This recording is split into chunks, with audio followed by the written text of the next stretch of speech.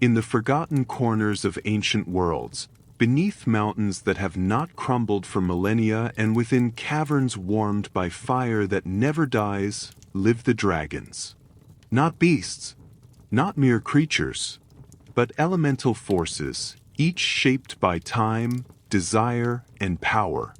Tonight, we walk quietly through the myths and memories of these ancient beings.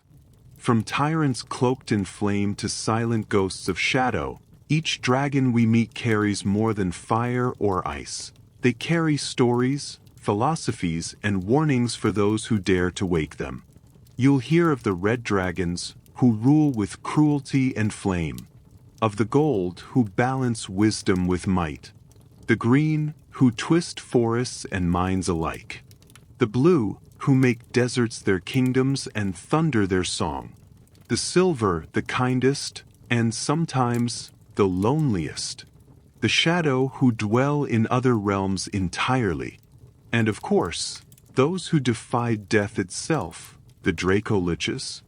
10 dragons, 10 natures, 10 stories of power, pride, and legacy. Some protect, others destroy, but none are forgettable. And if you're wondering which of these I favor most, it's the Dracolich. Always the Dracolich. Now close your eyes, let your mind wander, and let's begin where all heat and terror begins, with the red dragons. Chapter 1, Red Dragons, Tyrants of Flame. Red dragons are the embodiment of fury, pride, and fire. Among all dragons, they are the most arrogant, the most territorial, and arguably the most feared. Their breath is not merely flame, it is an expression of dominance, a warning to the world that this mountain, this sky, this entire region belongs to them. A red dragon chooses its lair not for comfort or subtlety, but for visibility. They live in active volcanoes, towering cliffs, and places where smoke and ash paint the sky. The more dangerous the terrain, the better. For them, danger is not something to be avoided, it is a message to others. Only the strong survive here. I am the strongest. They are not subtle creatures. Their scales are crimson and thick like molten armor, glowing brighter when their anger stirs. Their eyes, golden or ember-like, do not simply see, they judge. They weigh all others against their own might and always find them lacking. Red dragons do not form alliances. They do not respect other beings. Even other dragons are seen as rivals to be crushed, not as kin. Mortals? Insects. Useful perhaps, in the way a servant might polish a gem or light a torch, but only so long as they know their place. Their hoards are vast, but not simply for greed. To a red dragon, each coin, each jewel, each sword torn from a fallen hero is a trophy. Proof of superiority. Proof that they are the greatest predator this world has ever seen. But their rage is not blind. It is intelligent. It burns with purpose. They do not lash out without cause. They calculate how much terror to sow, how much destruction to unleash. They understand fear better than any beast. And they enjoy it. Many stories tell of red dragons descending upon kingdoms not for food or revenge, but for the insult of being ignored. One simply flew over a city that did not lower its banners, did not ring its bells, did not kneel. For that alone, it was set ablaze. They are ancient. Some remember the fall of empires. Some remember gods that mortals have long forgotten. And they believe, with absolute certainty, that they deserve to outlive everything. It is said that the older a red dragon becomes, the more molten its breath, the more cruel its intellect. And when such a creature lies curled around its hoard, resting in a volcano's heart, the earth above it sleeps uneasily, knowing that the tyrant below could wake at any time, for any reason. But perhaps the most terrifying truth is this: A red dragon does not just want to be feared. It wants to be remembered. Chapter 2: Gold Dragons, Guardians of Balance. Among all dragonkind, the gold dragon is perhaps the most revered and the most misunderstood. Where the red burns with rage, the gold glows with wisdom. Where the black corrupts, the gold redeems. They are not conquerors. They are not tyrants. They are guardians of harmony, of justice, of the fragile line between order and chaos. Gold dragons dwell not in grand fortresses or volcanic peaks, but often in hidden sanctuaries, places far from mortal noise. Ancient temples lost to time, golden caves carved into the sides of icy mountains, or remote islands veiled by magic. Their solitude is not cowardice. It is contemplation. They spend decades, sometimes centuries, in meditation, observing the world through magic or whispers of the wind. When they intervene, it is rarely with fire. It is with purpose. But do not mistake patience for weakness. A gold dragon that rises from its lair is a storm long held back, precise, devastating, and final. They act not out of anger, but out of a sacred duty to maintain balance. When evil grows too bold, or when tyrants rise unchecked, a gold dragon may appear not as a beast, but as a judge. What makes them truly unique is their love for mortals, for their courage, their art, even their flaws. Many gold dragons can shape-shift into humanoid forms and walk among cities, silently watching, learning, and sometimes even guiding. It is said that the wise elder in the village, the cloaked librarian who knows too much, or the silent traveler who appears during a crisis, may all be gold dragons in disguise. Their hoards are different too. Not just piles of gold and gems, but artifacts of meaning. Lost books, ancient prophecies, paintings from civilizations long vanished. Each item is a piece of the world's story, preserved not for pride, but for memory. Gold dragons are deeply spiritual. Some even claim they were the first of all dragons, born from the breath of divine creation itself.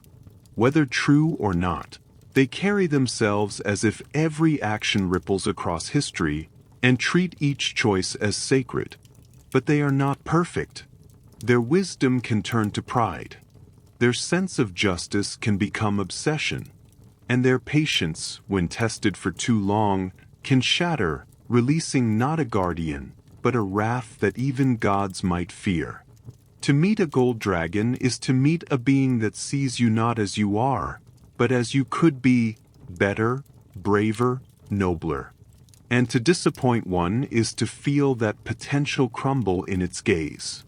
They are the light within the storm, the flame that warms rather than burns, and the voice that reminds the world. Power does not always roar. Sometimes, it simply chooses not to destroy. Chapter 3: Purple Dragons, Keepers of Secrets. Not all dragons rule from mountains. Not all breathe fire or soar beneath the sun. Some dwell in silence, beneath stone and shadow, where light has never touched the walls.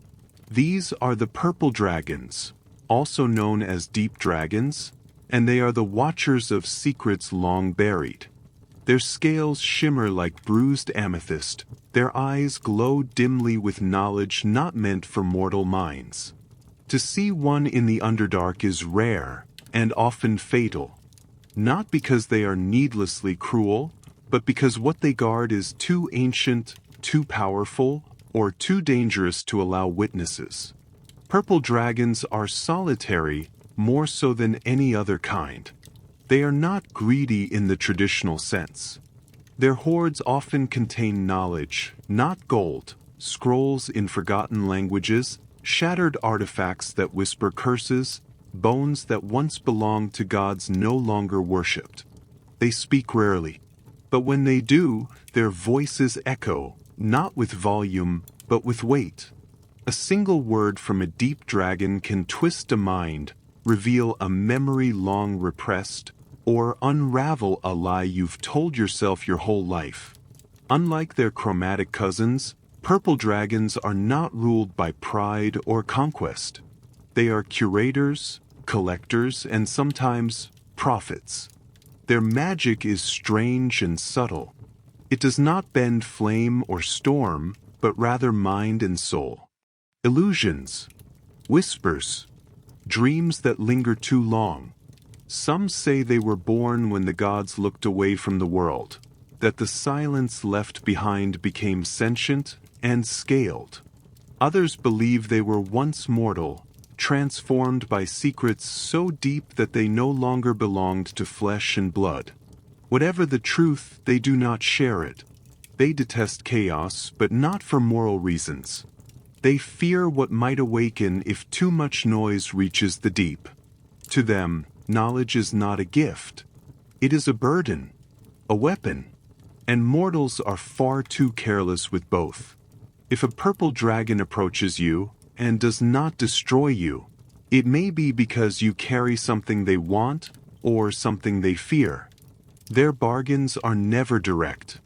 Their language is riddled with metaphor, and their eyes, always watching, seem to look through you, not at you.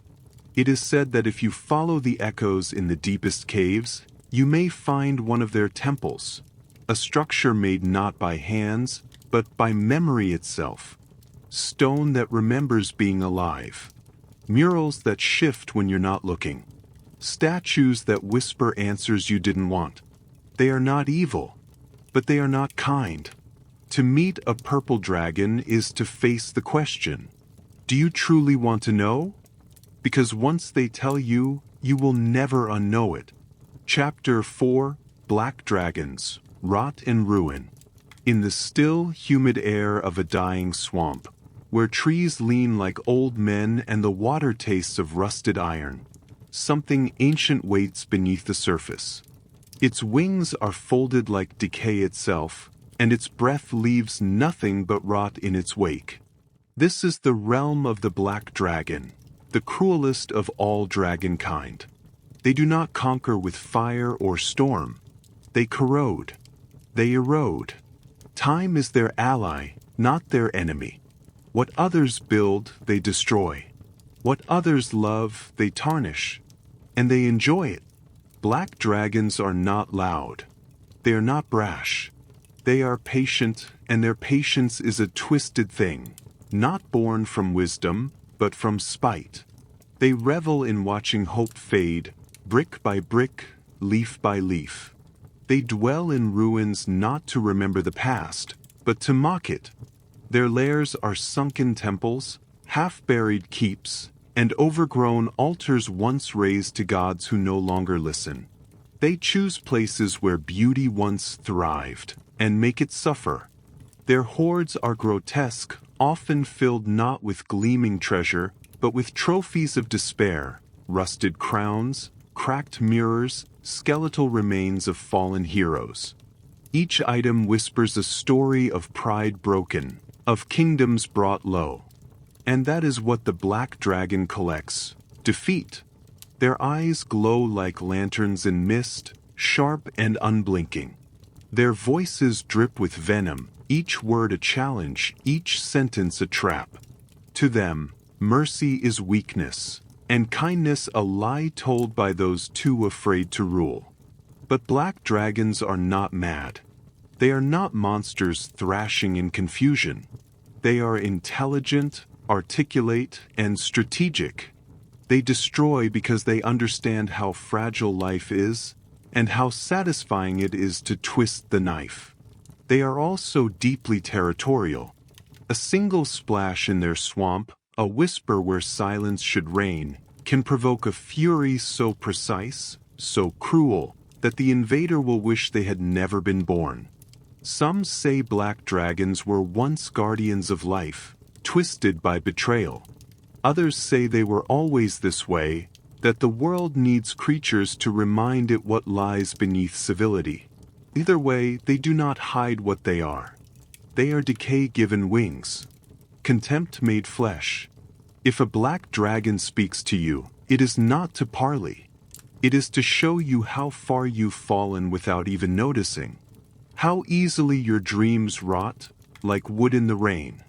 And when you finally beg for release, it will say nothing. Because to a black dragon, silence is the truest victory. Chapter 5: Green Dragons, Masters of Deception. Deep within ancient forests where the trees grow too close together and the light filters down in sickly green hues, there lives a presence you do not see. You feel it in the way birds suddenly fall silent, in the way the path behind you disappears, in the feeling that your thoughts are no longer yours alone. This is the domain of the green dragon. Among dragonkind, they are not the strongest in might, nor the most ancient in age, but in manipulation they reign supreme. Where red dragons burn and black dragons rot, the green dragon weaves webs of lies, fear, and charm until you forget who you were before you met them. They are not mindless predators. They are players in a game only they know the rules to. And the first rule is this: you will never be sure they exist until it is far too late. Their breath is not flame or lightning. It is poison, a sickly green vapor that seeps into lungs and thought alike. It lingers, like their influence, unseen but ever-present. Their lairs are deep in primeval forests, where mortals rarely tread. Trees twisted by age and dark magic grow like walls, vines coil like chains, and strange whispers echo from places where no mouth moves. You might not see the green dragon, but it has seen you. It knows you. Unlike most dragons, green dragons enjoy talking. Not because they are kind, but because words are weapons sharper than claws. They know how to exploit fears, twist hopes, and uncover truths you'd rather forget. They offer bargains, favors, secrets. And always, always at a price. They do not hoard gold alone. They hoard influence, letters between kings, journals of long-dead spies, magical trinkets that hold the hearts of entire villages.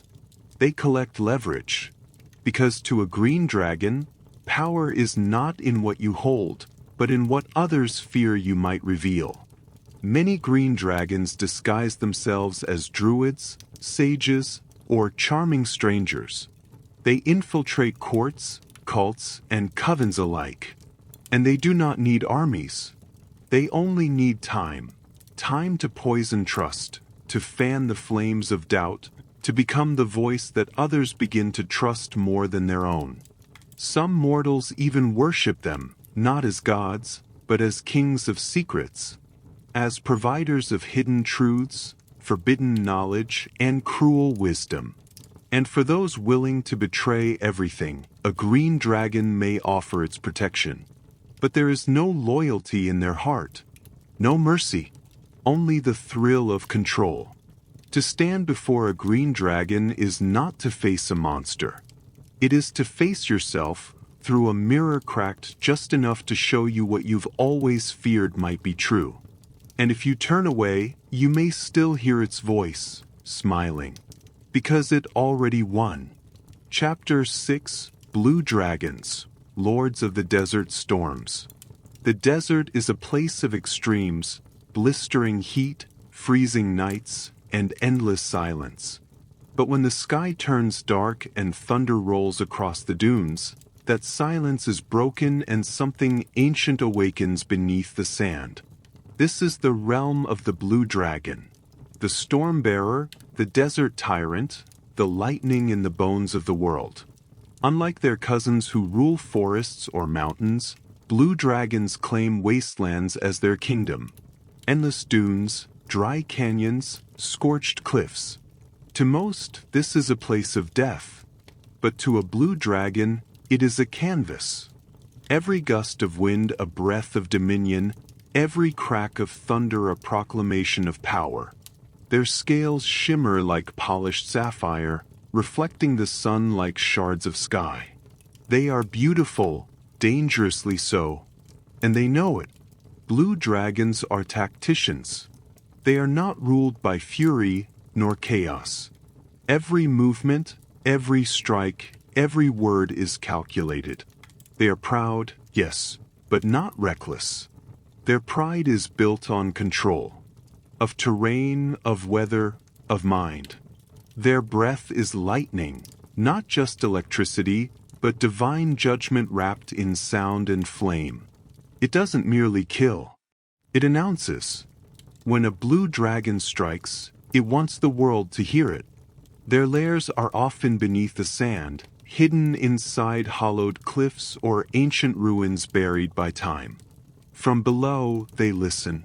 They wait, watching caravans crawl across the wasteland like ants, measuring when to strike.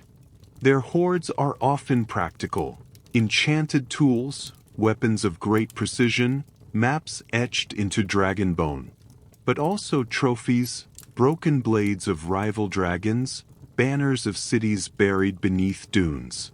Symbols of strategy well executed. More than any other, blue dragons demand loyalty. From kobold cults to enslaved mortals, they construct hierarchies that mirror their obsession with order. Their presence is felt not only through storm, but through rule. Some serve them willingly, seeing them as gods of sand and sky. Others serve out of fear, for a single broken oath is enough to call down their wrath. And their fury is unlike fire or poison.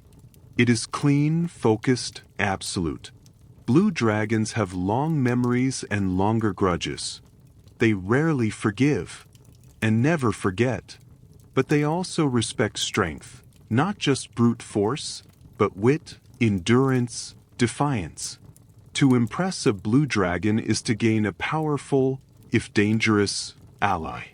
But betray them, and the sand itself may rise against you.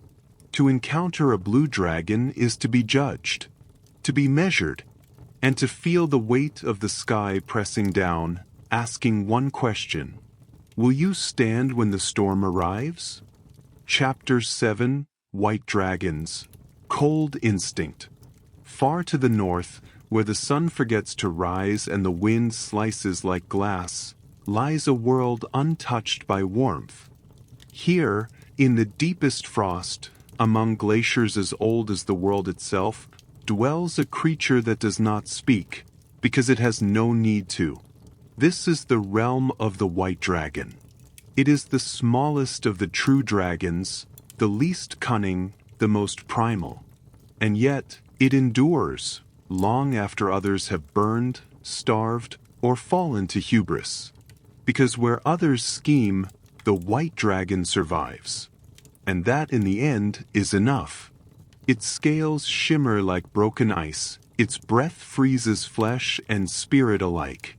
To encounter one is to feel the marrow in your bones beg for fire. It is not a dragon that conquers kingdoms or bends armies. It is a beast of the old world, raw, untamed, and perfectly suited to its realm. They make their lairs in frozen caves, inside hollow glaciers, beneath snow-covered peaks unreachable by map or memory. They do not decorate. They do not boast. Their hoards are clumps of frozen corpses, frost-covered coins, shattered weapons, and the long-forgotten tools of those who believed they could master the cold. White dragons do not negotiate. They do not bluff. They attack. Driven by instinct rather than strategy, they rely on their brutal physicality and unparalleled adaptation to the cold. They can sense heat in the dark. They can swim beneath frozen lakes for hours. They can wait in absolute silence until prey wanders too close. To them, mercy is not even a concept. Not because they are cruel, but because they simply do not understand it. And yet, there is a strange nobility in their simplicity. A brutal honesty. A purity of purpose. White dragons do not lie. They do not plot. They survive.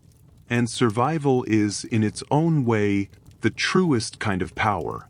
Some scholars say they are relics of an earlier age, before language, before civilization, before dragons grew into gods and kings. That in the white dragon, we glimpse the memory of what it truly means to be beast. Few worship them. Fewer try to befriend them. But those who do, the mad, the broken, the desperate, often find purpose in the cold, in the silence, in the acceptance that nothing lasts forever, and only those who embrace the void endure. To see a white dragon in the blizzard is to know you were never in control, that your weapons, your spells, your pride, all melt before the wind and the fangs. They do not hate you. They simply do not care. And sometimes that is worse. Chapter 8: Bronze Dragons, Guardians of the Shore. Between land and sea lies a place of ceaseless change, where the waves reach for the shore, only to be pulled away again. It is neither fully ocean nor truly earth, and in that liminal space, something watches. This is where you may find a bronze dragon. Among all metallic dragons, bronze dragons are perhaps the most enigmatic, not because they are secretive, but because they are paradoxes. Warriors who crave peace, scholars who revel in combat, guardians who long to wander. They are creatures of curiosity, driven not by greed, but by a deep, insatiable desire to understand the world and its strange creatures. Their scales shimmer like burnished metal, gleaming gold in sunlight and turning greenish bronze under stormlight. When they fly over the sea, they are often mistaken for lightning dancing across the waves. And perhaps that's exactly what they wish to be. Bronze dragons make their lairs near the coast, on cliffs, within sea caves, or among hidden reefs only accessible at low tide. Their homes are rarely grand or adorned with excess. Instead, they are cleverly crafted, often containing complex mechanisms, enchanted sea charts, and libraries carved into stone by claw and breath. They hoard knowledge as much as they do treasure. Items of history, ancient maps, magical compasses, and relics of long-dead empires. But unlike some of their more arrogant kin, they do not hoard for status. They hoard to protect, to preserve, to remember. Bronze dragons are known to observe coastal communities for years without revealing themselves. Sometimes as dolphins, sometimes as old fishermen. They study behavior, conflict, and choice, fascinated by mortals, yet unwilling to fully trust them. But when danger comes from sea or sky, when pirates raid or aberrations rise from the deep, it is often the bronze dragon who strikes, not from rage, but from principle. Justice matters to them. Honor is not just an ideal, but a structure they hold themselves to even when no one is watching. They are not naive. They know the world is cruel. They simply choose to believe it can be better. And so they act as protectors, not lords. As watchers, not tyrants. They rarely speak first, but when they do, their voices carry the calm power of tides. A steady rhythm, a presence that commands attention without force. They prefer diplomacy to violence, but they are fearsome warriors when roused. Their breath weapon can summon blasts of electricity strong enough to shatter stone and leave ships aflame from the inside. To earn the friendship of a bronze dragon is rare. But once granted, it is unbreakable. They may test you, with riddles, with moral dilemmas, with silence. But if you prove yourself not by strength, but by compassion and wisdom, they will remember you for centuries. Some coastal towns speak of legends, of dragons who appear during hurricanes to shield the harbor, then vanish before dawn. Of scaled beings walking the beaches during moonless nights, whispering to the wind. Of eyes beneath the waves that are not malevolent, only curious. If you ever find yourself standing at the edge of the sea, and the water is still, and the wind carries no salt, a bronze dragon may be near, watching and waiting, and perhaps even hoping. Chapter 9. Silver Dragons, Echoes of the High Skies. Above the clouds, where the sun carves golden roads through cold blue air, there are peaks no map dares to name.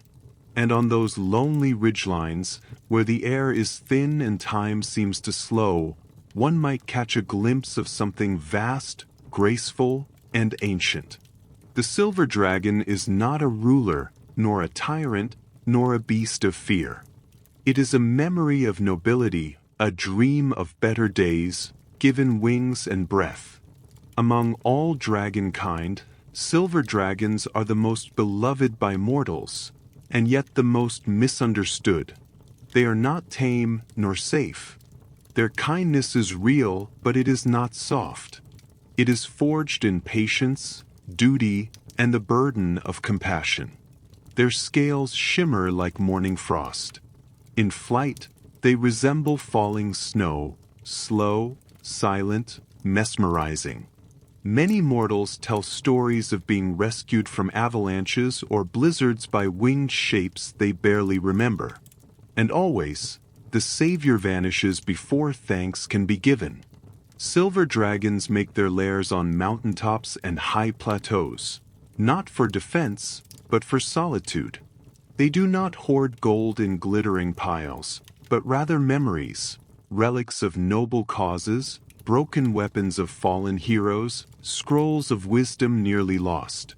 Their treasures are echoes, pieces of lives that once stood tall. They often take humanoid form, walking among the common folk as wise travelers, elderly scholars, or quiet warriors. Not to deceive, but to understand. They listen more than they speak. And when they do speak, it is with a clarity that cuts deeper than any sword. But make no mistake, silver dragons are not passive. When injustice burns, they answer. Not with rage, but with the weight of centuries. They fight not for conquest, but for the preservation of dignity, a rare thing in a world that forgets so easily. Their breath weapon is cold, yes, but not the wild frost of white dragons. It is a refined chill, the cold that comes with a sudden, humbling awareness, a reminder that not all battles are won with flame. To betray a silver dragon is to break something sacred, and though they will mourn you, they will not hesitate to end you, not from wrath, but from sorrow, because their mercy has limits, and their patience can break. They believe in mortals, not because mortals are strong, but because they are fragile and still try, still fight, still dream. Silver dragons watch from above, not to rule, not to pity, but to remember what we forget, and to remind us, sometimes with a whisper, sometimes with a roar, that goodness, like snow on stone, may fade, but it always returns. Chapter 10. Dracoliches, the hunger beyond death. There are whispers among dragons, not just among mortals, but among the scaled titans themselves. Whispers of those who refuse to die, who looked into the endless dark beyond the veil, and refused to be forgotten. They speak of the Dracolich. To understand a Dracolich is to understand what a dragon fears most. Not the sword, not the spell, but oblivion. Dragons, ancient and proud, spend centuries hoarding, ruling, remembering. But death comes even for the mighty, and for some that is unacceptable. A Dracolich is not merely a dragon brought back to life. It is a dragon who chooses undeath, a conscious rejection of the natural order, not out of desperation, but out of pride. It is ambition without limit, wrapped in ancient bone and cursed flame. The transformation is ritualistic, dark, and irreversible. With the help of necromancers or cults, the dragon's soul is transferred into a phylactery, a vessel of soul-bound immortality. And once its mortal shell dies, it rises again, colder, crueler, and unbound by time. Its flesh decays, but its mind sharpens. Gone are the distractions of hunger, slumber, or age. What remains is will, pure, unyielding will. Dracoliches retain their intelligence, their spell casting, their memories. But something else festers beneath the surface. A hunger, not for meat or gold, but for dominion, for legacy, for control over life itself. They lair not in caves, but in crypts carved into forgotten mountains. Temples swallowed by the sands of time. Hollowed ruins where even the shadows whisper in fear. Their minions are undead, skeletal wyverns, zombified kobolds, lich-bound cultists. Their presence drains warmth from the air. Not just physically, but emotionally.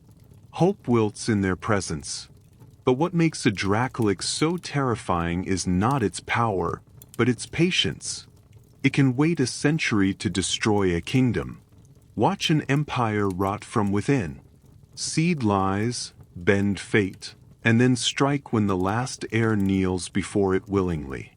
Some mortals seek their favor, trading freedom for promised knowledge or cursed immortality. Others try to destroy them, failing to realize. You cannot kill what is already dead, unless you find the phylactery. And even then, how many have the strength to finish the deed? Dracoliches are more than monsters. They are reminders of how far pride will go, of how even dragons, majestic, eternal, can be corrupted. And yet there is still something tragic in them. A dragon that could not accept its end. A soul so mighty it tore the world to stay. You may never meet a Dracolich, but if you do, know this. It has already thought of every outcome. It has seen you in dreams, and it remembers when the stars were still young.